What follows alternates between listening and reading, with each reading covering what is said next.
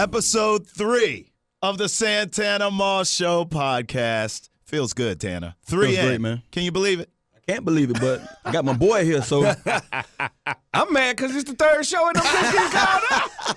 In honor of the third show, it's the three amigos, Travis Thomas, Santana Moss, and special guest, Oh, yeah. Red Smoot. Mouth of the South. Mouth of the South. Oh, yeah, man. Been coming out of my mouth like that. Red, you know what's funny, man, is everybody who knows you that knows me, Yeah. including this man to my right, says, Travis, man, you and Fred, y'all going to link up, man, Oh, because y'all most both definitely. crazy as hell. Hey, man, you know, people know good energy, man. Yeah. I always tell people I believe in energy, and I've always been one of the people. I believe no matter what's going on in my life, just always have a smile on my face, have good energy, and it's infectious, man. No doubt. no doubt, man. Now, you know us both.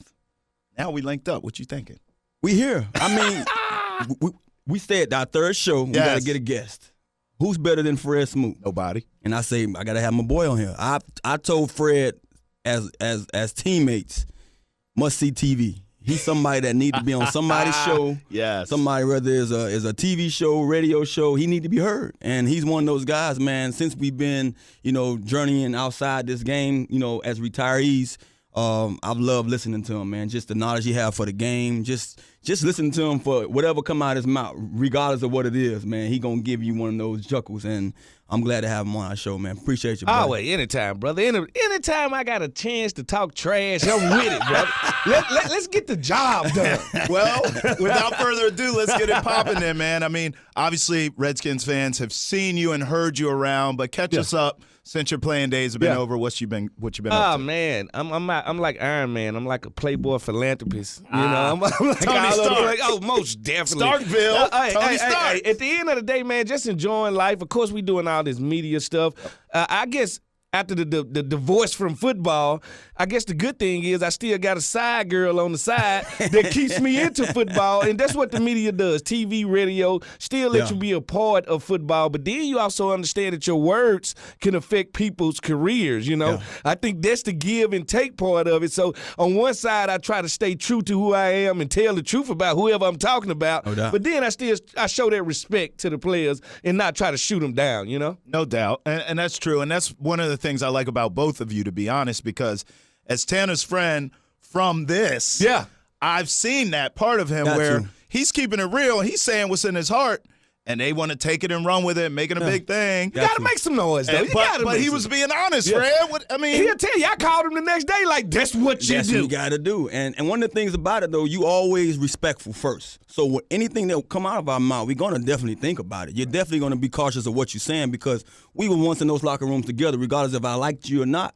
regardless if we buddies or not, or, regardless if we had a beer or not together. Yeah. I still going to respect who you are to me. And if you was a teammate, I'm going to say whatever I have to say, and I'm going to think wisely before I say it. So when it comes out, it's the truth. I'm not going to ever fib on somebody or tell a story that shouldn't be told. But, you got to respect what comes out, and you got to respect the person that you're talking about. He at has the a same better time. filter than me. See, I can be totally no filter. His I'm ain't. going to tell you how I feel just like but he'll tell you, that's how I was when I played. If I want to say something to you or about you, I'm going to say it in front of everybody to your face. Straight up. That's No how I doubt. feel. No doubt. You got That's to be true. like that. That's true. You could vouch for that. Truth. Facts. How they said facts. Hey, that's how we were, but that's how our locker room is, man. And you ask anybody what they miss from the game, they always gonna say, "Man, I miss the locker room." We miss Sundays time. and we miss the locker room. That's Lottery. all we miss, man, because we was a band of brothers. We go through the same thing on and off the field, family pulling on you this way, being married, having kids. We the only people can really see eye to eye with everybody. And when that locker room is gone, you just lost 52 brothers. Now, that's what I was going to ask you, because you two, for example, are still tight now that the playing days are over. But how do those relationships change with the other guys when you're not in the locker room anymore? Well, one of the things that I've experienced is just whoever you rub elbows with and ever leaned on for anything, they're going to always be there. The They're real gonna always- connections. They're going to always be there. If you had any run-in with a guy in the locker room, whether it was good or bad, the ones that you chuckled with, played cards with, hung out with, I already spent those time with. guys going to be the ones that when you see them again, it's going to be like it was yesterday. Still love. All over again. And that's one of the things I've experienced. Someone has asked me recently today was like, who's your best friend on the team? Everybody. everybody, the door is wide open. The door is wide open for you to come and relate to me on anything. I remember when we played cards, and if anything went down wrong in the card game, ask Tanner. Tanner, because you know what? I'm not going to lie. He ain't going to choose no side. I ain't going to choose no side. I'm going to tell you the truth, and I'm gonna be, whether we homeboys or not. I remember Porter's been in them plenty of time. He done cheated somebody out of He some always money. cheating. That's what he do. And they asked me, man, Tanner, what Porter? Man, yeah, he cheated. He straight up cheated. Yeah, that's what he do. And Porter's looking at me, man, I would have gave you a cut. I don't want your cut, man. You going to cheat me too. hey, that's what it is, man. And like, it's just not the locker room. We meet each other family. And like, for a long time, I chill with his brother more than I did with him. So that's what the thing, it's just more than just the locker room. We got friends and family that everybody become close with. So we don't never break those bonds. Then a lot of us are starting to stay here. You know, for a long time, the Redskins, they basically came and left. Now a lot of us are choosing to stay up north because most of us from the South then go back home. Well, let's start there with Tanner talking DMV with Fred Smoot. Okay, now, Fred, you alluded to it. I was going to ask you guys this. Both of you play for the Skins. You're both from other areas, but you've decided to make the DMV home. Why? Best place in America. If you want a real dosage of what America is, this is a melting pot of everything. You got everything from black, white, orange, whatever you want to call it, all in one pot, mixed with some politics, mixed with sports, mixed with life, great weather, and we in what you call a non-disaster zone. Like, we don't get hurricanes, we don't get tornadoes, we don't get earthquakes, we don't get everything. Like I said, great weather, great people, and you get 3 different places. You get Virginia, where most of us live at. You get D.C. as a whole culture, and you get Maryland. You get Southern Maryland. So if I want something with a big old butt, I go right across that bridge. I'm from Southern Maryland. I'm from the home of the big old butt. So I can vouch for what Fred said. If I want that, I go right across the bridge. If I want something mixed up in the pot, I stay in Virginia because you can get anything you want over there. Hey, that's what you get. You get everything. We got waterfronts. We got everything. If you close your eyes and describe this place, why wouldn't you want to live? And then one of the things that, you know, eluded me back here or led me back is just knowing that this is home. You know, it's some place where for the last, you know, during my 10 years of playing here, that I had to come here more than I did my home in Miami. So, hey, you know, what you feel more comfortable with. When I retired, or before I even decided to retire, you know, I went home and I'm sitting there. I'm a free agent in 2015, and I'm saying to myself, do I still want to play this game? Yes, my body felt like I can go. My mindset was on that, but I'm saying by week 8 of the season, if I'm not going back to D.C., where do I really want to go? I don't really want to be one of those guys called upon and saying, we need you now to be one of these guys that we might call upon you in the game. Yeah. I've been playing all my life. You know, I've never really had to sit down too long. When I did, I was sitting there like, oh, well. About to lose it. You know, so for me to come back, it was only natural for me just to come back. And just knowing that, you know, what I just left from football, that's what I want to stay around, and this is the closest place to that. I can go home and you get lost into it. You know, coming back here, I'm still around the Redskins. I'm still around all of these local media outlets and stuff. Business. And these people know me. These people have been you know, forming relationships with me for the last 10 years. So it's easy for me to walk in the door and say I want to do something because they know me. They know what I've just finished with doing, and they have that respect that I have for them to say, let's give him a shot and see if he can, you know, do what we're doing now. And that's really what opened the door for me, just coming back in the area, and people just started throwing stuff at me.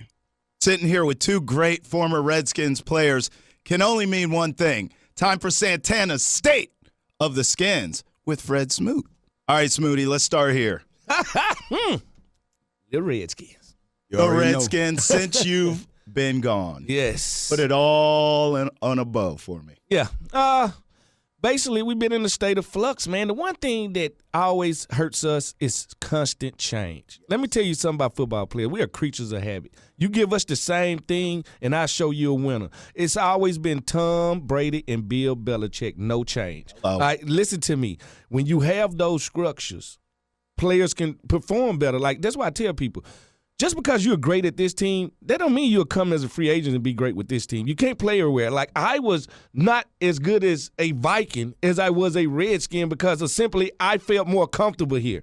That's what I tell people. We got Albert Haynesworth. Everybody thought he was going to still be Albert Haynesworth. This place wasn't for him. So when I look at the Redskins, I see a constant change. Now I'm starting to see for the first time in 20 years. We got the same coach for 5 straight years, all right? That's good, all right? I'm seeing the offensive line get built. That's good. I love some Jonathan Allen. Oh, that's good. He a dog. Anybody from Alabama, just give me all Crimson Tide players. All right? I'm loving to see. I'm starting to see them develop second, third, fourth rounders like Preston Smith. Yeah. Even though Breitland is gone, but see them develop a guy like Breitland. That's what you have to have. I'm excited about Dotson. If he can stay healthy, he don't speak. He's a mute, but I'm excited about him. And hopefully he can make some plays. And Alex Smith, he's one of them quarterbacks. He's truly worth 7 or 8 wins a year.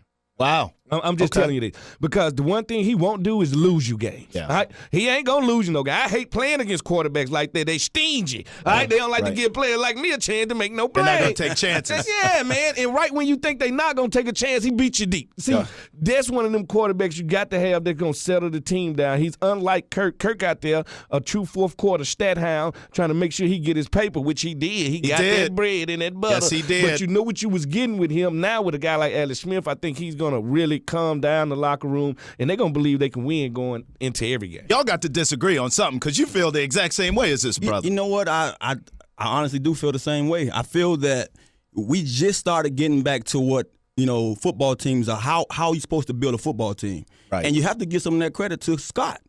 Scott's no longer here. Let the man drink. The man. Some people better when they drink, man. No doubt. I'm one of them, for the record. Scott was one of those guys, man. You got to look at 2015. I had to jot the notes down. I say Scott brought in Brandon Sheriff, Preston Smith, Hit. James Crowder, Montreal Space. He's a guy that can still, go out there and do some things for you. 2016, that's his draft class too.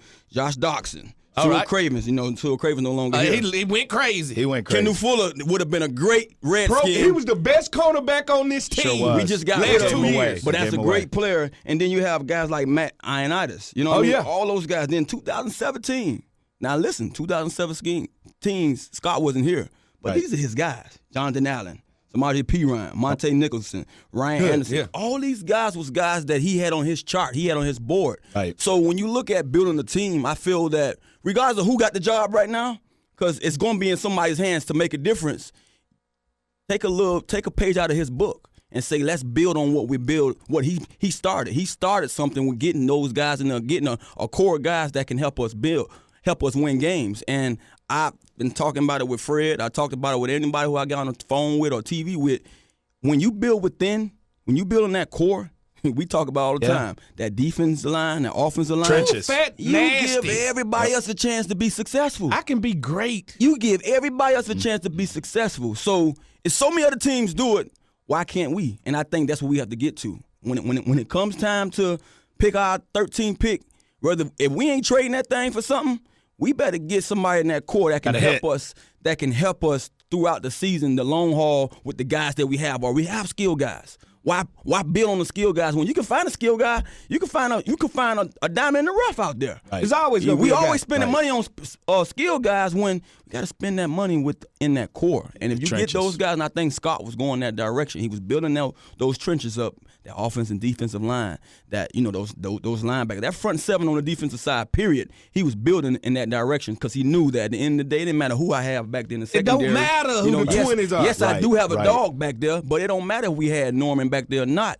We want to make sure we build in the front, because if I got a guy getting after the quarterback, Scott can go back out there and play corner if he wanted to. We were talking off camera before this thing started about how back in the day, your boy down in Miami had all them offensive linemen up front. He was loaded. And no one could touch him. He was loaded. Ken Dorsey, and no one could touch him. That's what it's about. Smoot, Santana talked last episode about some of the specific names and what direction the Skins should go in with the upcoming draft. Yeah. What do you think? I mean, if you're GM, oh yes, what direction are you going in? One day I will be GM. Okay, I'm working towards that. Well, let's practice with this draft. Right, no problem, man. You got to look at yourself and say, all right, here go the key. The Super Bowl champions are in our division. All right, that's the measuring stick. All right, we're not far from them. We played hell of a games with them last 2 years. Sure damn did. Now, what they did in the offseason was go get Haloti Ngata and Michael Bennett added to a already dominating rotation of fat boys. We just talked about the fat boys. They just added 2 more to a rotation that nobody played over 60 snaps a game. All right? They got a plan over there. All right. They just won the Super Bowl without their best player playing. Do you understand it? Their quarterback did not even play in the game. That's who you judge everything around. Now, me, going back to the Fat Boys, Bill Vea from Washington, I love him. About 6'3.5", 350, 60 pounds. That's a grown man. Sideline to sideline. He'll be a grown man in the middle for the next decade. Let me tell you something about Fat Boys. They don't roll as quickly as we do. All right? Right. You put him beside Jonathan Allen, and now you can't double team. Now, see, that's what a true nose. We haven't had a true nose. I love Baker, but his body ain't built for that. All right? But what I'm saying is a true nose demands double teams. Once that true nose demands a double team, that's making both defensive ends get one-on-ones. And if you think you're going to block Jonathan Allen with one person, you're out of your mind. All right? He's going to free up everybody. He can make this defense go from good to great. Now you got to ask yourself, what happens if these three players slip to 13? Because we in the Goldilocks zone right there, 13. Mika Fitzpatrick, who I believe is the next Charles Woodson. Come on, He's Smoot. that good. He can play corner, nickel, safety. I've been saying this boy was the best corner I've seen in 10 years since he was a freshman. He's dead dominant. I'm sorry. You heard it from me first. He's dead dominant. Darwin James. Safety from Florida State. He a dog, too. Yeah. He got a little Sean T sprinkled right up in there. Oh, yes, sir. He's a football player inside of a football player. All right? He could slip to us. Now we in the conundrum right there because of those two great players. Now, what about Tremont Edmonds from Virginia Tech? Like him, too. He's 19 years old. All right? 19 years old, 6'4", 6'5", 240 pounds, running like a cheetah. All right? If this guy falls to you, we got problems at that pick then. Those players that make me say, you know what, I might have to get me a Vita Vea next year. Right? But if one of those players fall to you, because once them quarterbacks start to go in them offensive alignment, they always shake the draft. Of course, right? of course. And somebody going to get pushed out of the top 10. Somebody like Miami going to get into the top 10. Somebody else going to get out of it. Right. And if that happens, a guy like Mika Fitzpatrick could drop in to our hands. And now you got somebody to shut down Odell Beckham for the next You got to fill that void. decade. Yeah. Fitzpatrick or James, if you had to make the choice, because you love them both. That's a tough one. And forget better player, better fit here. I'm going to go with Fitzpatrick's because we just lost Fuller, the best nickel in the league. Fitzpatrick comes in and automatically becomes your nickel. Automatically start on the outside, and if you need him to start at free or strong safety, he could do that too. I'm talking about a Swiss Army knife when it comes to playing in the defensive backfield, and that's where we at now. I got to go watch some film on this boy, man. Listen to me. He's nice. He's nice. Positionless. That's what the whole defensive backfield is now. People that used to be corners are playing safety now. This guy is built to play both. When I see C. Wood, that means I'm telling you this might be 15 years of Hall of Fame football from this kid. I haven't seen a guy with that intuition, that skill set, and that makeup, like I said, since Charles Woodson. I could watch Charles Woodson when I was young. And this guy going to be great. Wow. Who don't know Charles Woodson going to be great? When I watch this guy, he's going to be great. In order of the corners, just for me. I'm a draft junkie now. Yeah. Just in order. Fitzpatrick, James, and then would you have Denzel Ward? I would say Denzel Ward is what Ohio State gives us all the time. Okay. And that's the perfect athlete on paper. Okay. All right. 4'3", 4'2", 6 feet and a half, long arms, cover like glue. Does he turn into a Pat Peterson when he get in the league? Right. That's the question. Wow. Right. Does he just – Is he a Bluefoot? Is he a blue? Blue was the top corner at the highest corner ever taken. Sure was. But prototype, 210 pounds. And they always prototype. They always fit the mold. I'm looking for football players. All right? So at the end of the day, I think Mika Fitzpatrick and Darwin James make more plays. I like thieves. Okay. I like thieves, and that's why sometimes I butt head with Norman's performances. Because for $16 million, you got as many picks as I did last year. As many as a dead man. You understand me? Right. Nothing. Thank you. Nothing. And guess what? $16 million, highest paid corner in the league. I can name 10 corners better than him in the league. Let me ask you guys this, because this could be a little bit controversial, but it's to be controversial. It's a fair question. Yeah. I got to ask it. Is there something to a first-round grade on a player and a first-rounder as opposed to, you mentioned Josh Norman, at the end of the day, was he a 4th, 5th rounder? That means nothing. That doesn't mean anything. That don't mean nothing. How you get in the league means nothing. Only thing the first and the second round is, it's safer picks than the third and the fourth one. All right, we look better on paper. We had a better college career. Yeah. That's all it is. Probably test better. But guess what? Stuff. Okay. Yeah. Green Bay and Pittsburgh like to go get the other players from small schools because they like their players to come with a built-in chip. All right. It don't even matter with their superstars. Green Bay does this with whoever they get. Brett Favre had a chip when they got him from the Falcons. Sure did. My boy Darren Sharper was from William and Mary. Like, they like to find small school guys with a chip like London Fletcher. Buffalo loves to do that same thing. These guys have long careers if you look at it. So, really, I think you find your safe picks are in the first round. That means it won't get you fired. Okay. Who's not going to get me fired? Okay. Now I'm a fill my roster with who going to end up starting with the 2nd through the 6th round. That's how you build the team. That's how I build a team. Anybody can draft a 1st and 2nd round. Come on, just watch college sports for a year. You know who to draft, but can you really go find talent that's going to develop? Those are always easy picks. Those first-round picks are easy because it's given. It's given for you to say, oh, that guy is a first-round talent. He put up the best numbers, or he went out there and tested better. You know, I've always was one of those guys that I love to see the guys come in the 3rd, not even 2nd, because I believe 2nd rounders are still those given picks. Yeah, that first. I like to see that late 2nd to 3rd and 4th round guy and watch him when we out there practicing and coaches or scouts ask you, what do you think about this guy? I like to watch those guys because those be the guys that people sleep on and say, well, you know what, we got him late. No, I don't consider that being late. Just getting a guy in here and you got him, you know? Now you got to see him play. Now you got to see him work. Right. And I used to sit there and call him out all the time. Man, I like that. He's going to be here, you know? I love seeing those guys work because half of the time, like he just said, those guys have chips. A lot of those guys wish or feel like, well, maybe if I was in a better situation, I would have been a 2nd or 1st rounder. So they come in as dogs already. And a lot of them come out and outwork those first rounders. You know what I mean? Like, now, some of us, some of those 1st or 2nd rounders, now we have those built-in chips already too because we've been working all our life to be one of those first rounders. But a lot of those 2nd, 3rd, and 4th round guys, they come in, they look way better than your first round. You're like, how was this? How did he slip? How did he slip? And there's always some bull crap. It's always something because the draft process itself is a process to say, why shouldn't I draft you? Yeah. Like, you've already proved why they should draft you. Now they finna go through your life backstory. They finna go try to find any little injury you had, any little accident you got. They just want to find some reason to justify why I'm not drafting this kid. Wow. And that what usually gets you in trouble. All right, they get you in trouble, and then you pass on a Steve Smith who went in the 4th round with us. You pass on a Chad Johnson.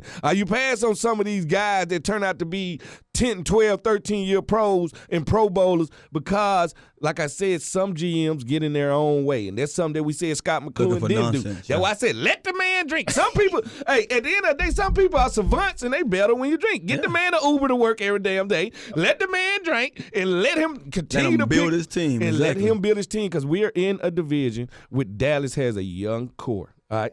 A young core and a dominant offensive line. We're in a division with the Super Bowl champs, and we're in a division with New York, who's always building something. Yes, sir. So we got to keep going. That's why I wouldn't be shocked or mad if we really built for the future and took Lamar Jackson with the 13th. Oh, come on, you love that. Woo. Hey, listen to me. Woo. It's one person who's been in this situation like his whole career, Alex Smith. He's always had somebody behind him that he had to help develop. And now he feels more comfortable than ever. We've gave him a fat contract. We let him know you're going to be the guy. What better guy to tutor him? You're going to ride off to the sunset. Yes. Hey, what better guy to tutor him on how not to lose games than Alex Smith? Alex Smith brain inside of Lamar Jackson. And then we wait. Give him 2 years. Let him practice every day. Let him get right. Let him build his body up. And we unleash him on the NFC East. All right, now that's Michael Vick. It comes to us. He's like a Michael Vick already. And he can throw. They can stop all the not throwing stuff. And he's 6'3", and he played in Petrino's offense, which is a NFL offense. The guy, they looking for every reason why not to draft him. You know why? Because he don't sound like the rest of them. The words that come out his mouth sound like he from Opelika, Florida. Sure does. That's why they don't like him. How about this, Smoot? He don't look like the rest of them. He don't look like him. Hello. But I tell you what. If he gets in the right, if I keep hearing what I'm hearing, New England. If New England is chasing this dude and he get over there, it's over. You think you hate Belichick now. You think you hate him now. You going to put a weapon like that at his disposal? Yeah. He'll use him right away, too. He's not going to start over Brady. No. He'll use him. Goal line. He's going to use him. And he had Edelman playing quarterback for him and playing cornerback and all the other positions. You name it. He's going to find a way. He probably have returning punts. Whatever he want him to do, he would do it. But he would actually give him a chance to play quarterback, and he would develop him. I'd like to see him at the Saints. I would love to see him at the Saints because, he would dominate. On that fast track, too, that turf. Can you imagine him and Cam playing in that game? Oh, my God. Listen to me. Hey, I'm excited about the kid, and they looking for every reason why not to draft him. Time now for story time with Santana and Fred Smoot. Listen up. They got a story to tell. All right, I have to have the story of you two meeting for the first time. Someone just got to give it to me. I want to because I know Fred he gonna finish it well. He gonna finish it well. I started, it's 2000, and he beardless. Babyface assassin. Straight out the U, number 6. And we all selected as Playboy All-Americans. Yeah. So we get a chance to take a trip to Arizona, and we getting the opportunity. Now, I'm pretty sure he had the same thought that I had in my mind is that we going to the bunny house. We going to the house. Yeah, we all think we going to Hugh Hefner's We going to meet Hugh Hugh Hefner and the bunnies. I'm going to take a picture in the grotto, all that. My whole mind was like, man, I'm finna meet Playboy bunnies and Hugh Hefner. I had already read. I was like, ain't this house in L.A.? Like, why are we in Phoenix? Why we going at Phoenix? So first of all, we get out there and you get to meet all these guys that you watch play. Like, I've been a fan against everybody. Yeah. Michael Vick, LaDainian, LT, Lamont Jordan, you name it, Fred Smoot, Freddie Millens. Everybody. We had Andre Carter, Alex Brown. All these guys you watch dominate the last few years. Now they there with you and you amongst your peers. You amongst your peers, and you got guys like Fred that know everybody. So he gonna measure you up. He gonna say something to you that whether you however it come out, you need to be able to take it or go along with it some way. But he gonna say it. He gonna say something. Man, break the ice.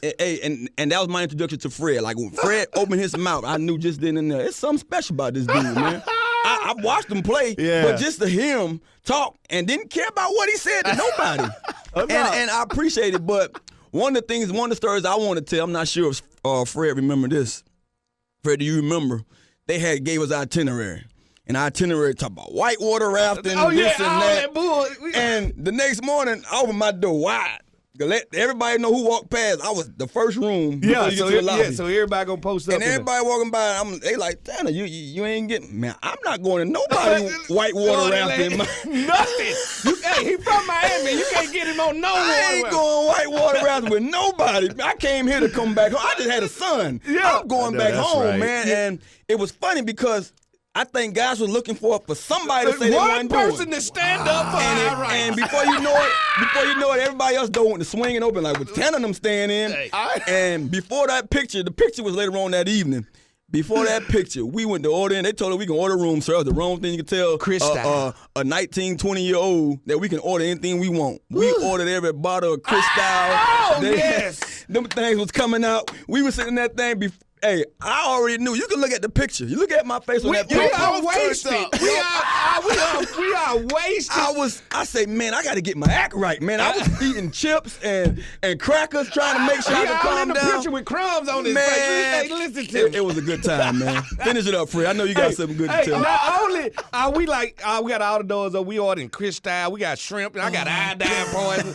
So we all posted up in one room. I think it's Tanner room. Our room. So it's me, LaDainian, and Tanner, everybody. Freddie Miller's in there. So, me and Freddie, got a history. we don't like each other. He got Alabama Crimson Tide. I'm Mississippi State Bulldog. I got Deuce there. Deuce Ole Miss, all us from the SIP.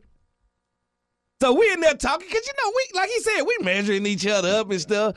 And so I don't know who I'm talking trash to, but here come Fred. I was like, no, you shut up. Because you ain't no damn receiver.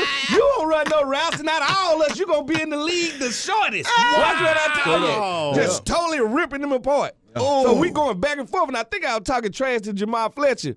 Now, was Freddie Mitchell there? Freddie Mitchell wasn't there, but it was Freddie Millens you got and then you was already signing yourself about the Fletcher. I'm like, man, he ain't do nothing that I can't do, man. You over there not checking You in ain't the checking Pac-10. nobody. You There's guys like Tanner. You ain't see Tanner. You ain't see nobody. Weezy. You ain't see Reggie Wayne. He was calling. That let me know right there this boy knew his football. He was calling names out that you like, man, this man know what he talking about. Yeah. You know? So you watch. it was just funny, man. I study everybody. It was funny. Like, I enjoy watching football. Some people really enjoy. I haven't played with players that they just good at football. They don't really love it. Like me, I watch everybody. Like, when I go through my draft process, I always mix players with two players because I believe we can always gonna see a carbon copy of somebody. I can point his game out as a receiver, and he gonna play like somebody I didn't check before. Now, you made an impression on Tana, obviously, with your personality. What was your thoughts of him? Tanner cool. That's always Tanner. Tanner gonna soak everything in, and he gonna say what he got to say. That's Tanner. Tanner always had that old man effect. Mm-hmm. You know how all us young, but Tanner act how he act now. Yeah. Like his personality hasn't changed. He love to trip. He love to talk, but he ain't gonna talk to everybody. Yeah. If you ain't engaging with him, he ain't gonna engage with you. He gonna mind his business. He gonna chill, and he ain't never been with receivers. You get divas. All right, and the diva out of our class was David Terrell. Michigan. Oh, I thought he was God. He was the best thing since sliced bread. Oh, my God. Oh, my God. You ain't lying. I was like, you stink. Hey, listen to me. Hey, and guess what? Out of all the first rounders, he had the shortest career. Yeah. Out of all of them. And it had everything to do. Man, I can remember when we went to our rookie symposium. Yeah. He got cameras and stuff. This was before reality TV. Man, the big Rod Rotors. Wasn't our rookie symposium here in Virginia? It was here in Virginia. Right there in Lansdowne. I broke right out of that motherfucker. It was right there in Virginia, bro. In Leesburg. He had cameras, bro. Man, this dude had cameras following him. I was like, who is this dude? I like, you ain't got a catch in the league. What you doing? Wow. I think he went to the Bears. He went to the Bears. Right? Like the fourth, fifth They picked David Terrell. I remember that draft like it was no other because that was the draft that they all told me that I would have been the first receiver taken if I was 5'11". Wow. And I'm sitting there looking at it. Me and my what dad. They got to do me and my dad sitting there sipping on a glass of yak together. And I looked at my dad. I said, "You see why I ain't get my hopes up high for this crap?" But you know, at the end of the day, you knew you was gonna get selected. Yeah. Check out who the Skins took instead of my man. Oh, Rod Gardner. Rod Gardner. And I had just shut Rod down in the bowl game. We had just played each other. Clemson and Mississippi State for the Peach Bowl. He had as many catches as a dead man. Yeah. Like, so at the end of the day, and then they drafted him before me, so that's why I'm mad coming in here. Yeah, Fred, you was a second round pick. Yeah, here, because right? I ended up falling because I got in trouble like three weeks before the draft. Yeah. I'm wilding on campus. What you do, Fred? Hey, don't worry about it. It had something to do with 420. That's what it had something to do with. All right? So I ended up falling like 20 picks to the second round. Yeah. So they stole me in the draft. So Rod was one of those guys, when I say gifted, big, strong, fast, didn't like football. Couldn't name 10 players on his team. Oh, I'm serious. Like, not that he just wasn't that into it. Yeah. You know what I'm saying? Like, talented. But, boy, he can't wait to practice over. One of them guys. One of them. So he had got by his whole career, his whole life on being big and athletic, but never had the dog. And look, the thing that's so crazy about that situation, like I said, I was the whole week of draft, you going to Washington. They telling me that, and I'm one of those guys, man, show me. I'm from Missouri, and I ain't from Missouri, but show me. You know what I'm saying? Yeah. And I remember the Friday before the draft, I talked to the Washington Post or someone. How does it feel to be hearing you come to the DMV? Man, until it's all said and done, I got something to tell you. But right now, I ain't got nothing to talk to you about. When they picked Rod Gardner in front of me and went to Washington, I said, you see this? And it was funny because the Jets moved right up.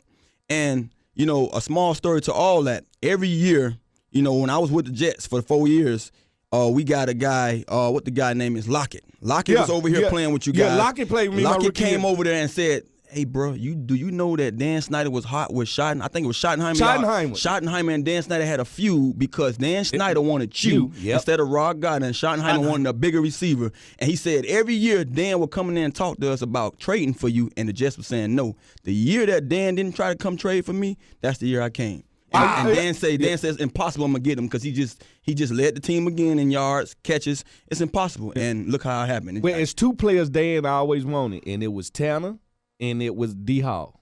He always had a hard on for them because Dan liked players. He watched college. You know what I'm saying? So he's always had a liking for Santana. He's always had a liking for D Hall. Wow, got them both. And y'all cool, too. Yeah. Got them both. And think about it. Tanner's career compared to Rod Gardner's career here, hey, it talks for itself. Ain't no comparison. And now, both of them had 93 quarterbacks because I had 93 quarterbacks. I don't even want to get the names. See, I done played with the likes of Jeff George, Tony Banks. Them was my 2 quarterbacks my rookie year. Jeff George, Tony Banks. I played with the other Hasselback, not the good one. The other one, I played with every quarterback ever started for Florida. Oh, man. Shane Matthews, Danny Waffle House. Listen to me. I have played Pat Ramsey, Pat Ramsey into the ground. I've seen them all. Jason Campbell, I had J. Cam for a while. Mark Brunell. Hold on, what's Jason Campbell's name? No, his real name. Was it Lionel Richie or something? Lionel. All right, listen to me. Brother Lionel, that's my boy, man. See, J. Cam from Mississippi, too. That's right. I recruited J. Cam to Mississippi State. Man. Wow. And he ended up going to Auburn with Low Snell. Yeah. Yep. Damn. Yeah. So you got to realize, football players, we already know each other, man. Like, you ain't going to go to Miami and not know who Santana Moss is. We had just got drafted. No, we hadn't got drafted. Tell the story. Oh, Lord. Story. Chris Carter got this camp at that time in Boca Raton, Florida. All the good receivers go there. That's what I hear. So I would told my agent, I want to go where the good receivers at. Right. I end up going to the camp. So I'm in South Beach. You know, that ain't a good mixture. I'm getting wasted every night. All right. So I go to Tanner. I got one of his homeboys with me that was coming out with us from a smaller school. Me and him clicked up at the plane. I was like, call Santana. I want to go to Santana. I'm going to his hood. And I'm finna knock on his door. And I'm finna check his ass in the middle of the street. Damn. Hey, man, dude called me, man. Hey, what's up, boy? This Smoot, man. I'm right here in Kansas City, man. Where you at? I'm going to lock you up. Man, I dude. Man. So he called back. I'm like, man, Smoot keep calling me, man. And so I found out the dude, Sly Sylvester, Sly done gave my number. I bumped into Sly. Yeah, man, I gave Fred Smoot your number. Man, you ever give nobody my damn number again? Hey, I come looking for the best. You came looking for I come looking for the best. It was funny because, like I said, we had already formed that relationship. So I wasn't, you know, I wasn't tripping on it. But I was like, that's Smoot. That's him in a nutshell, man. Like, that's what he is, man. That's why Clubber Lang on it. He didn't care, man. He didn't care. Hey, once you meet people, man, they people. And for a lot, people don't, especially when you're good and you're young, get a name for yourself, people don't like to treat you like you're human. So that's why we are so attracted to each other as athletes, because we actually treat people like you're human. That's all you are to me. You're another person. We just happen to have the same job. And you don't usually see too many cornerbacks and receivers get along. So if cornerbacks and receivers get along, it's something else, you know? All right, enough with all this football. Time now for what we watching. All right, Smoot, Tana and I talk every show about what we watching on TV, I love movies. This. All I do, I'm only child. All I do is watch TV. Raised by the TV. This is why we get along. Hey, so I was just finna ask you, you know, who your daddy is, because my daddy traveled a lot now. You know, maybe it's a little resemblance here. I'm just saying. Both loose cannons. Hey, Papa was a Rolling Stone. Wherever he laid his hat was his home.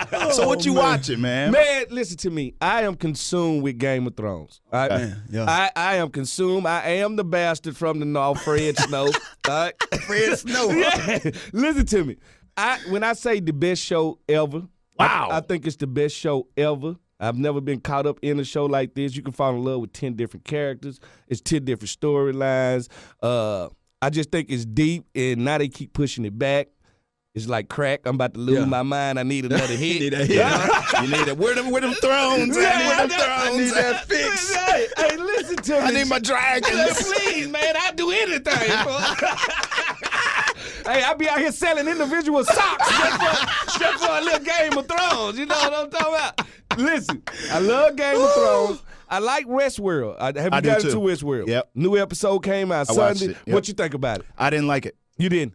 It's too many. It's already a tough thing to follow. Show to follow. Yeah. But that episode is just, where are you taking me? Where are we going? Yeah. Are they broken out all the way? It was almost like flashbacks. I didn't know what was going on. Killing people. Killing people. Yeah. I didn't. You're right. It tried to throw too much on the plate. Too right much. There. Too much on the plate right there. But I do like the show. I do like the content. And they developed that show to replace Game of Thrones. I don't know how they're gonna do. Now, what I think they need to do is after the throne, they need to either do a prequel.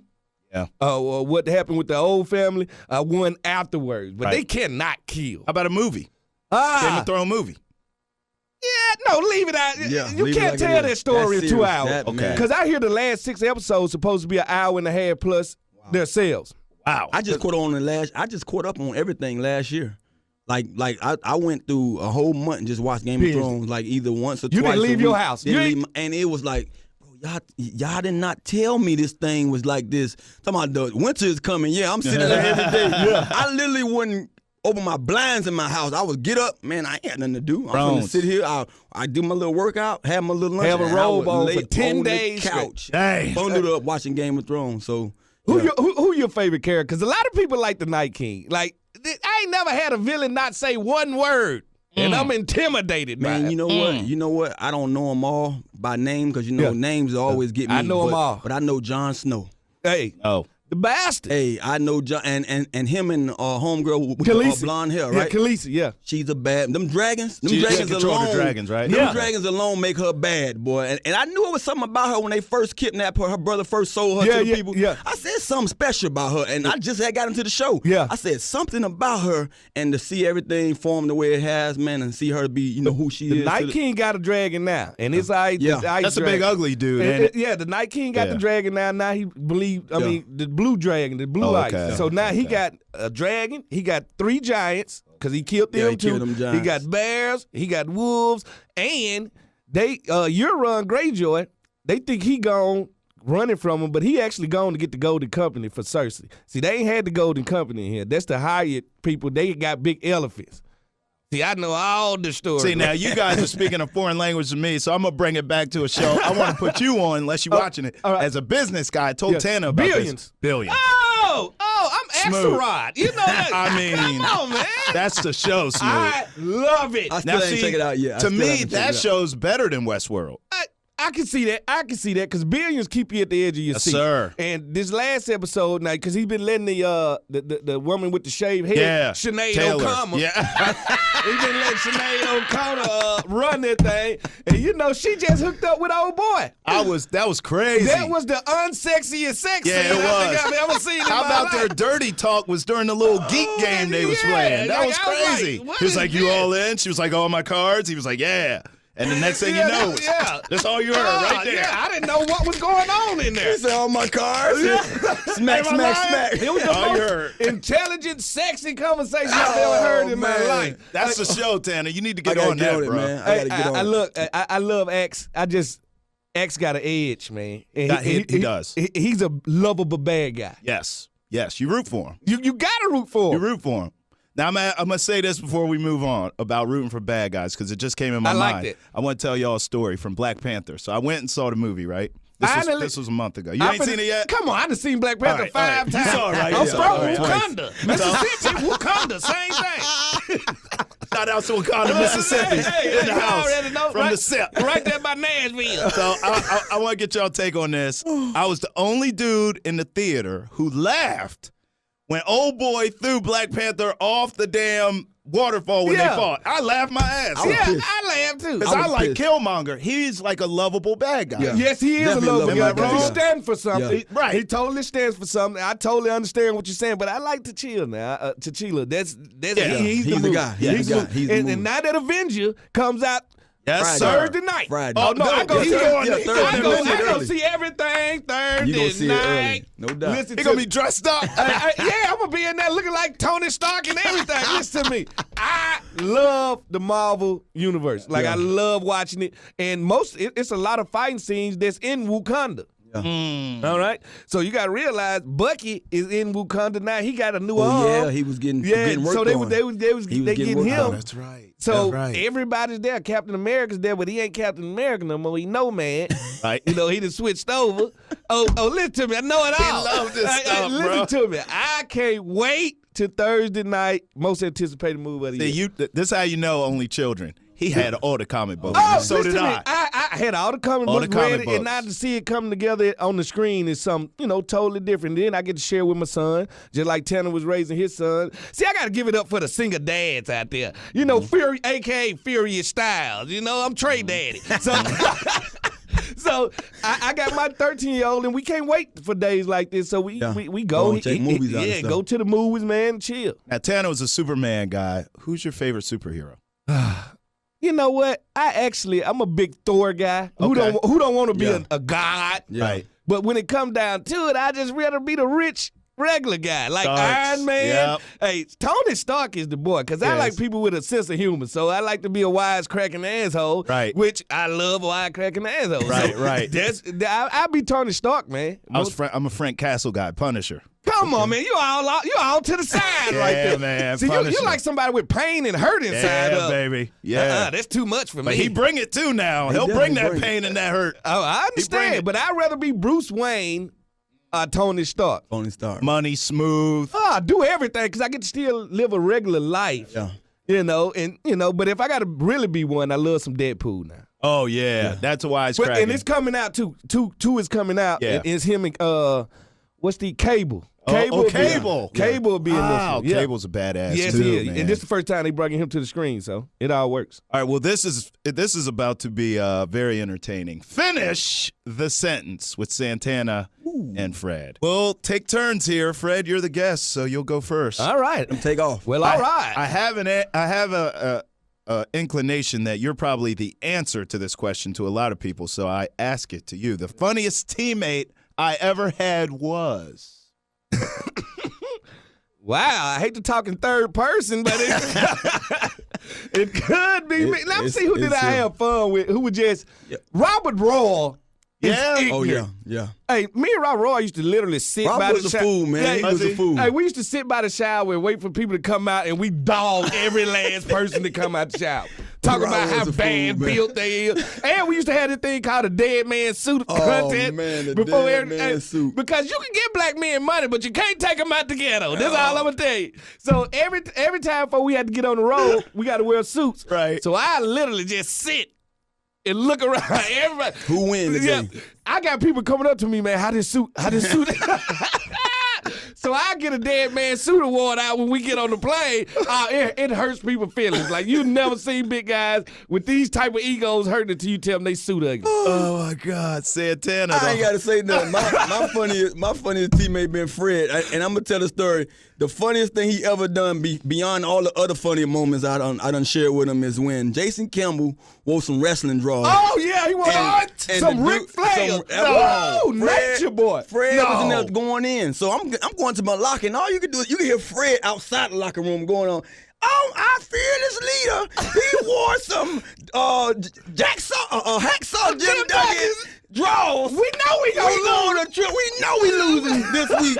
And we like, so I walk in the locker room, man, what's going on? Fred like, you ain't seen him? And pulled his pants down, and the man got on. I say, oh, man, dog. Listen, they was beyond European. Man, Jason Campbell stood up there, man, and he tall, bad body, build, and he just got a gut. Come on, man. I'm like, pull your pants up, man. Like, my God. That's our fearless leader. Fred said, that's our fearless leader. When hacksaw Jim Duggan draws, you know he losing this week. And look, he made him lead them draws in Tampa. He left him in Tampa. He went home drawless, free ball. Said, man, you better not wear them damn draws back, man. Hey, man, it was rough, my God. man. That dude is a fool, man. This is the greatest podcast of all time. The hardest I've ever been hit in a game was against. Oh, Cowboys. And it was friendly fire. I got shot by my own Marine. All right. We was, who were we tackling? One of the Jones brothers. Julius. Lil Jones. Yep, so we tackling Julius Jones. You know, if I get a running back that don't weigh much, I'm finna try to inflict my little pain on him. Right when I'm hitting the dude, here comes Sean Taylor. Of all people. You know, when he makes it to the pile, now he finna make the pile move. He don't care who in the pile. Oh, speared me right in the kidney, left me for dead in Dallas. I had to go to the hospital. I was pissing blood. Oh, it was rough on me. So I got friendly fire. Wow. Hardest hit I ever took. Because I didn't see it coming. Hey. You ain't had a chance to brace yourself for it. Did not have a chance. Hardest hit I ever took, man. First game back in 2011 from a broken hand. This had missed 4 weeks. First game back, we go to Seattle. Already the 12th man is in effect. I run a corner route, and I got the guy by a step, and the ball was thrown behind me. I turned around, and as the ball was touching my hand, Cam Chancellor's head was through me. Bro, when I tell you, I never been hit like that, and that was that was year 11. Yeah. I ain't been hit like that at all my entire career of football, period. And, man, my head hit the ground, and my feet came with it. And I'm talking about, he gave me the pretzel. I don't know if you call it the pretzel, the scorpion, whatever you want to do. Man, it was, man, bro. And I got up, and, he was John. Yeah, like, he was doing whatever he wanted to do and say, hey, where I'm from, man, we just ain't made that way. We ain't going to lay down. So I jumped up like, couldn't see nothing. Bring it again. I heard a bell. My eye was twitching. Dang. I'm sitting there. I'm like, bring it again.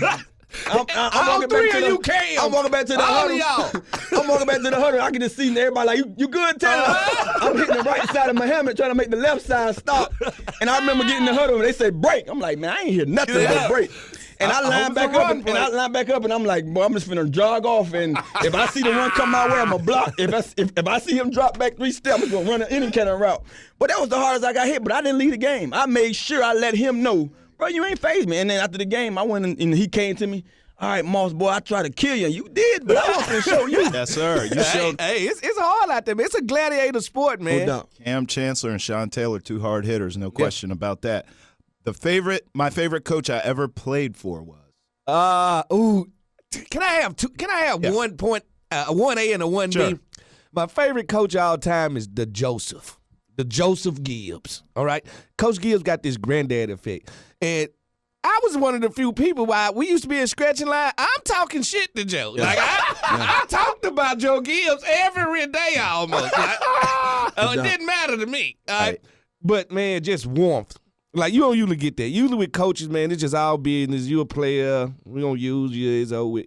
You could tell you knew Coach cared about you individually. He cared about us, like, period. It's like nothing before, so it's nothing. Hand down, it's Coach Gibbs. Now, my 1B, we did not win a game under him. Yeah. I already know. Coach the Spurrier. ball coach. Oh, I love some Coach Spurrier. You want to talk about a coach that's fun to play for? Man, Coach don't care about nothing. When we stop practicing, he stop practicing. He finna lead. Hey, listen to me. He would go play golf, wouldn't he? Oh, one time we got beat so bad, Coach said, come on, guys, come on in real quick. Hey, we better go on, take a shower, and get out of here for another game breakout. He was like, yeah, look, we still get paid, man. I'm like, this dude is thrown. Wow. Coach for president. Listen to me. I love Coach Spurrier. Oh, man. Wow. Yeah, and he alluded to it, man. Coach Gibbs. Coach Gibbs, my favorite pro coach. I have a couple of coaches that I can put in that selection or put in that slot, high school and college, but pro, Coach Gibbs. And I say that because one of the things I wanted from a coach is a coach that to be a coach, but at the same time understand me, understand us as men. Coach Gibbs shared something with us that, in his earlier years, through them Super Bowl years, he had to allow himself to let men be men. He said he had a guy, one of his Hall of Famers, that came to work every day drunk. Yeah. Every day. He hung out every night. And he said the players was like, Coach, let him do what he do because that makes him Scott sane. McLuhan. And he said that he had to allow himself to deal with it because as long as that guy went out there and played between those lines, when that time permitted itself, then he had to deal with that. And he said that guy did it. That guy never not come to work. He said he was to the point to where he went out that night and he would come in early just so he would be asleep in the parking lot to make sure he get to work. I've done that a couple times. I might do it tonight. I appreciate that. And then another note, what led me to, have so much love for Coach Gibbs. I remember a game and I was winded. In my first year here, man, I was the guy. I mean, we had other receivers, but we had to get him the ball. They throwing me the ball 100 times. And I'm sitting there like, I loved it. So I never would tell you, no, don't do it. And that's probably one of the reasons why I had, a throwing up my behind for all these other years when they weren't throwing me the ball like that. But Coach Gibbs, it was third down, and I just needed a breather. I didn't know what down it was. When you're exhausted, when you're tired, he said, you got to get out. You got to go. I got out, told James Strass to come in, and I'm sitting on the sideline, and you just see Coach Gibbs slowly walks his way towards me. I could see him walking. I don't know who it is. Feel his presence. I'm bent over just breathing, gasping for air, and he said, it's third down. And I looked to see who it was first. I'm like, I looked at the clock. He said, he better catch this ball. Oh. So I'm sitting there like, damn, James Strash catching the ball for me. Yeah. So I'm like, boy, James, please. James, I need James you. caught that thing, went 50. Okay. Yeah, I remember the play you talking about. And I said, I got right back in the game. And I never again came out on third down, but that's what you want. You want a coach to say, look, I ain't got to rah-rah to you. I ain't got to tell you all this craziness, man. I'm going to talk to you like a man and let you know how critical this situation, this down is, and what you mean to the team. And as long as you get it, then you get me, and then I get you, and we all can be on the same page. Never again. He had to ever tell me anything again. And, you know, I love that about him, and I hated when he left. I'm like, damn, Coach, we just starting to get that rhythm again. Going, But he wanted to be with his family and be with his grandkids. And that NASCAR, man, he loved that NASCAR. And after football, he done brought me and my son to watch NASCAR. That's you know, cool. so he invited me out there to do that. And he done been there for me after football. Like, that's cool. Talk. So he's the Pope. You know he's beloved here forever. Oh yeah, most definitely. All right, Tanner, we'll go first with you on this one. If there was one thing I could go back in time and change about my game, it would be. You know, to be honest with you, the ideal answer for me is to say nothing. Honestly, because you have to sit out there. You gotta be content. You have to say everything I did prepared me to be the guy I was. Now, whether you won or lost, whether you was the best or not, you have to be content with that and say, I can't change. I can't say. The one thing I would say, though, and honestly, I won't change nothing, but the one thing I think I would have done earlier if I'd known better is probably watch more film. I didn't care who. I had a thing. I was superstitious. If I knew I was going against Fred Smoot, that's all I wanted to know. Yeah, I didn't want to see what Fred did last week. week. Habits and stuff. I didn't want to see none of the things he did, good or bad, because I want to be clueless when I faced him. I'm gonna give him what I got raw. Yeah, everything's gonna be raw. It's gonna be instinct on his instinct over his instinct. And I felt like I was successful against more guys when I didn't watch them. As soon as the coach started putting me on, hey, you gotta look for these tactics that he does, and look for this left hand jam. Now you got me worried about stuff that I shouldn't be worried about. You got you thinking. So you know, I would have watched film for different reasons, not to particularly watch the guy, but just to watch the defense in the total. Because I find myself later in my career when they moved me to the slot, I was able to read defenses like, you know what? I'm sitting there like, oh, man, I saw the ball before the ball even could come. Right. And I used to hate it that I was playing with young guys because I'm saying they don't see what I see. They weren't and it wasn't registering. I'm telling Pierre, man, you finna be open. I'm finna take this guy from you. So right now, they got us. They got us outnumbered. But I'm taking mine and him. Right. So it's you one-on-one. Right. The quarterbacks were so young at the time. We had RG. He didn't understand it like we saw it, and especially me from a guy inside. When I saw guys blitzing on us, me and Trent had a little thing going on. Cat. I'm telling Trent hitting his pat. Trent's like, I see you, big horse. And we telling the same thing to the quarterback. He don't get it because he's young, and I can see it before it's forming. So I would say just watching film as a total, not watching the individual, just watching it as a total. I would say if I could change anything, probably would have stayed out of Marines and never went to the Vikings. I probably would have took just a little less. Never took that boat trip, huh? Yeah, I would have never got on that boat with Big Whose Mac. idea was the boat? Was it you, first of all, Smoot? let's be honest. Now, I was a free agent signer there. I had just got there, okay? They had been doing this party every year, all right? Okay. Now, this is what they did. Here in D.C., like if I play defense, I got to take the defensive players out to dinner and to a night on the town. Okay. That's my hazing. In Minnesota, they took up money starting from the first-round pick all the way to the free agents that made the team.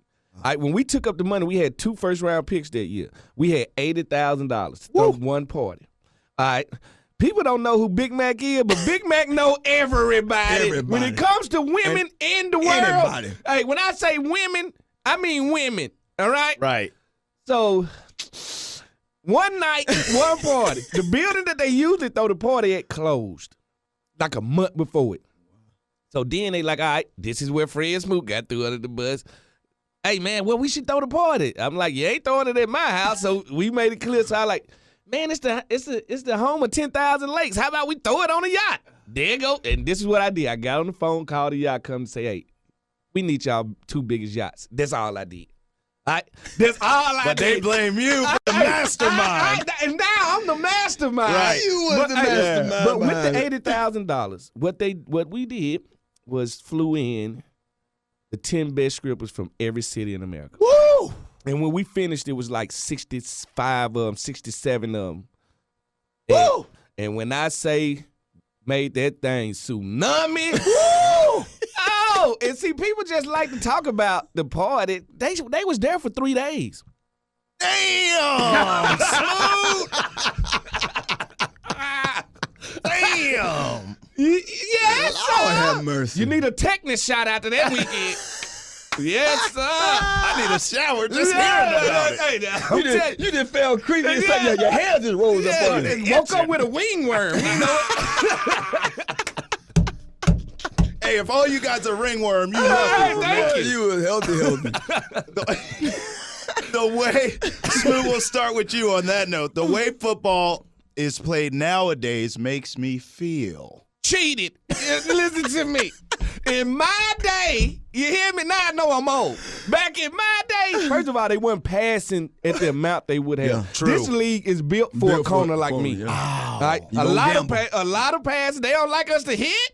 Shit, I'll play 15 years in this right here. Cause I could get the ball back. That was one. Right. That was my best skill, was catching, getting the ball back. So I feel cheated.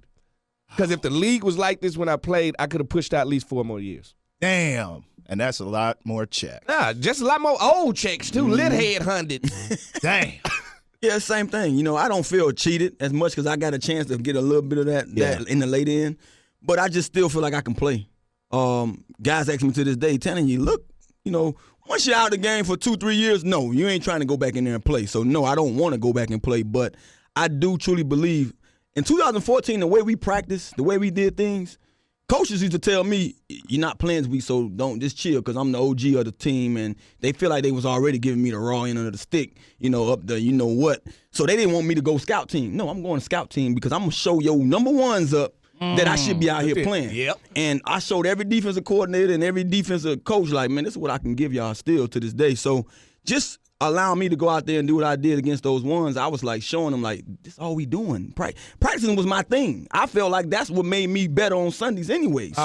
So the little amounts of practice they have now, I get me 5 more years. Yeah, that's what I'm telling you. But it was my time out. You know, it was my time to leave, so I left when I did. But he played in the concussion era where we was knocking receivers the hell out. Right. All right, now they can go across the middle without thinking twice. Yeah. You know, funny story about Tanner. I'll tell you real quick, Smoot. You'll like this.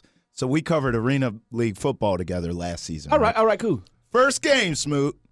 I'm walking down on the field with Tanner while the players are warming up. Smoot, I'm looking at his eyes. The brother looking around. I said, oh, he got that look. He got that itch. So I said to him, Tanner, it's just me and him. No microphone, nothing. I said, Tanner, you miss it, don't you? You want to get back out here and play, don't you? He said, hell no. I'm done. Smoot, I lost it. Hey, for a minute he was out there like, I could do all these boys. Then he was like, nah. I know I can, but F that. I'm straight. Hey, you gotta hesitate, bro. You gotta love your body, man. Yeah, you gotta love your body. And we get too much of our body and soul to people for, you know. Yeah. But people don't understand what you put into football. It ain't all fun and games. You know, I know everybody want to be an athlete, but do they actually want to be an athlete? Because you wake up and it hurt to walk. You wake up, it hurt to wake up. For 10 years straight, man, I literally laid on a table for 10 years straight. Now, I played 14. For 10 of those 14 years, I laid on a table every day after practice and got worked on for 10 years straight. So, and got shot injections in my knee and my hip and my hamstrings. So, people don't understand the stuff you do to be out there on Sundays. And that's why I say, you know, you get it twisted. You know, for a guy like myself who played with a million quarterbacks and to be able to do what I've done, I care less about what somebody else done. I knew they couldn't walk them out of my shoes because it wasn't given. You know, it wasn't saying that you're going to have a day tomorrow.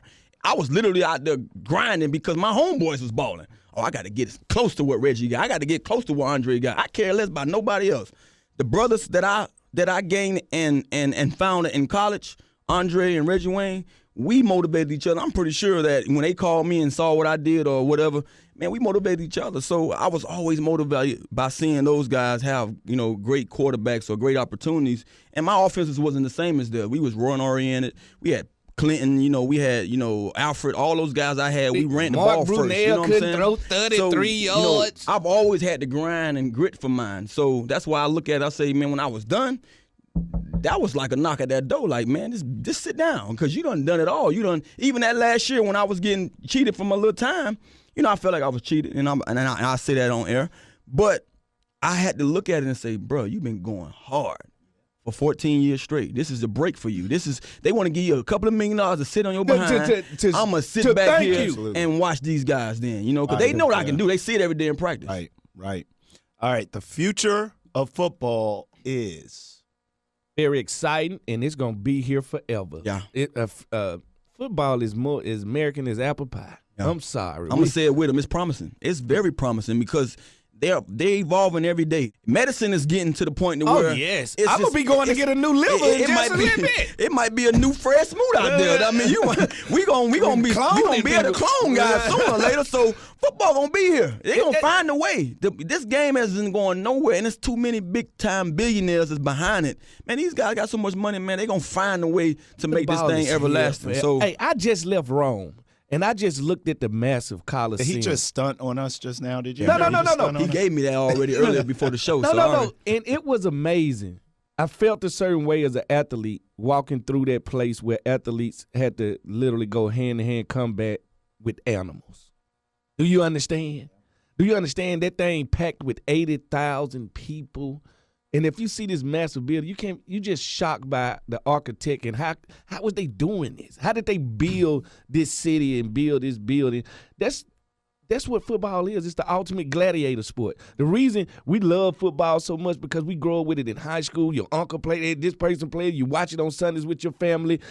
And down south, you are basically graded by who your uncle, who your friend. You no girlfriend if you want to ball on that field. You ain't no football. Right. You're like, you ain't no man. Yeah. Like, it's so many people on football teams in the South that don't even like to play football. They out there because their daddy made them go play. I swear to you not, Fred, and I told people this story, and I probably haven't shared it with many people. I didn't want a girlfriend unless I was balling on the field. Because I didn't want to be. Oh, I was like that. I didn't want to be no chump. Right. I didn't want to be that, oh, yeah, she go with that boy that he even play. He ain't doing nothing. Is that number 63? I didn't want to have a girlfriend unless I knew I was secure on that field. Wow. Like, in high school, I was like, man, I ain't get no girlfriend. They judge you by Because they ain't throwing me that ball yet. Right. When they start throwing me that ball, come on over here. Right. Come on. But then at the same time, I never been a guy that had attention from football. I was always the guy that had the attention. You know what I'm saying? Right. People just like you for who you are. So I've always had the flock. But the ball, once I started balling, and that goes to show you what kind of man I am when it comes to what I want to take care of first. I want to take care of what I was doing, what meant the most to me. Girl, it really ain't mean that much to me. I feel like it's 1 million of them out there. It ain't that many chances to get this ball and be something special. And live his life through there, too. Exactly. And that's why I can always tell if guys going to come out of the draft. I look for names. Like football players always have. I always feel this. You can't be great with a forgettable name. If your name Willie Johnson, I'm sorry, Willie. You ain't never going to be nothing but a regular dude. I just Willie. You going to be Willie. And I can always tell an athlete by a name. Do the name. Can I close my eyes and can the name say something to me? Okay, wait a minute, Smoot. Close your eyes. All right. Travis Thomas. Regular dude. Regular unleaded. All right? That's 85 at the game. Ain't no high test. Yeah. That's for weed eater and lawnmower. Like, come on. Santana Moss. That's premium. That's a football name. That's premium. Right? You can always tell. I can always tell, like, Saquon Barkley. Yeah. Oh, he's a baller. And just Josh Rosen. That's a quarterback I want to play for. Right? Baker Curtis Mayfield. That's who I want. Hey, listen to me. I can always tell by a name. Like LaDainian Thomas. Yeah. I knew something was special about that name. I never thought about that. If the name tells you, someone else told me the same thing. The name of athletes always going to tell me. When I first heard the name LeBron James, I was like, oh. Mm-hmm. This gonna be instant right here. You ain't never heard of LeBron in your life. You're right. It's the name, man. It's a name that players just got, man. I'm just saying. Barack Obama. That's true. A name. But you know what's so crazy about it? I want to piggy off of that one. We was in college, and Reggie Wayne was that guy. And to this day, I tell guys to this day, even though my later years, I was the guy for UM. I was the Heisman Trophy candidate. But it was all stemmed from Reggie. Reggie was the man. I was a walk-on. I was just trying to fit in, But the thing that was about my game that was different from Reggie, I was more explosive with everything else. I was a big play guy. You can give me two. You give me 2 plays, and I'm gonna make it it's gonna be on SportsCenter. Right. Reggie was a guy gonna catch 15 balls. Gonna get the chain moving. He gonna keep the chain moving. So I was injured my senior year, and Reggie scored every week that I was injured. I scored the first 2 touchdowns of the first game of the season and twisted my ankle, and I got a high ankle sprain for 5 weeks. I ain't doing nothing. I ain't doing boo-boo. And when I get back out there to playing, first game I get back out there, Florida State. Woo! I catch for 115. On my boy Tay. And Tay Cole and them. Yeah. And Reggie said, here you go with that shit again, Tay. And so I looked at Reggie like, dang. But he just let me know, like, man, slow down now. I'm out here. Yeah. And then he said something one day that it triggered me.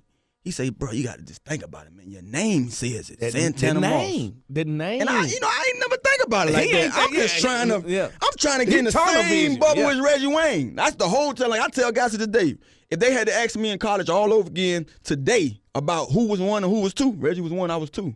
But I just shined because I was a punt returner and I was an explosive playmaker. The name gonna stick in your head. And Reggie said that to me, and I would never forget it. He said, bro, your name alone, man, when you hear the damn Spanish channel talk about you. Thank you. It goes touchdown in Miami, too. It just goes. And like, bro, works. I promise you, guys will literally make jokes out of it. When we go to the hotel room before the game, Adrian James, the first person to say, he said, man, I'm turning the channel, and the Spanish Telemundo came on, and man said, hey, University of Miami, Santana Moss. Wow. And he said, man, they talking about you on the Spanish channel, man. You don't know a lick of Spanish. They don't know no Spanish. And I say, well, hey, and it's just funny because when he just said that, I swear to you, I heard it young, and it never sunk in like that, and just to hear him say the same thing, man, it means something. And see, when I was young, I used to hate my last name because it was so different. But when I played football, and to hear 80,000 people literally say your name, like nothing gets the adrenaline going than that. That makes me want to continue to make play at the place I can study, get filled with it. So I can always tell a player by his name. Tell me his name, I'll tell you how long his career going to be. Well, it's been an honor doing this podcast with you guys, Santana Moss, Fred Smoot, and regular unleaded. It's been great. Good and weed eaters and lawnmowers all around the United States. I put you in my Acura every day. I get you to and from. I ain't going to get you much else, but I get you to and from now. Appreciate y'all boys, man. Thank you.